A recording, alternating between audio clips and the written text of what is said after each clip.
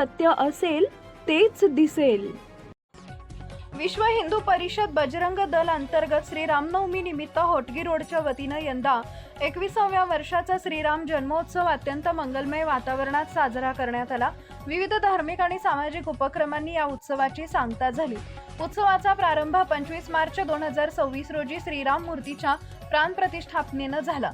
नगरसेवक वैभव हत्तुरे यांच्या हस्ते विधी पार पडला. 26 मार्च रोजी सकाळी 10 वाजता महिला गीत मंडळ व श्री स्वामी समर्थ महिला भजनी मंडळ यांनी सादर केलेल्या भजनानं परिसरात भक्तीचा सुगंध दरवळला. दुपारी 12 वाजता प्रभू श्रीरामांचा पाळणा, गुलाल उधळण आणि भव्य आरती करण्यात आली. त्यानंतर दुपारी 1 वाजता भाविकांसाठी महाप्रसादाचं आयोजन करण्यात आले होते. आरतीसाठी प्रमुख पाहुणे म्हणून श्रीशैल मामा हत्तुरे उपस्थित होते.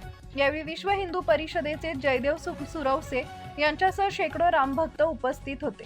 57 जणांचे रक्तदान. उत्सवाचं औचित्य साधून सकाळी 8 वाजता रक्तदान शिबिराचं आयोजन करण्यात आले होते.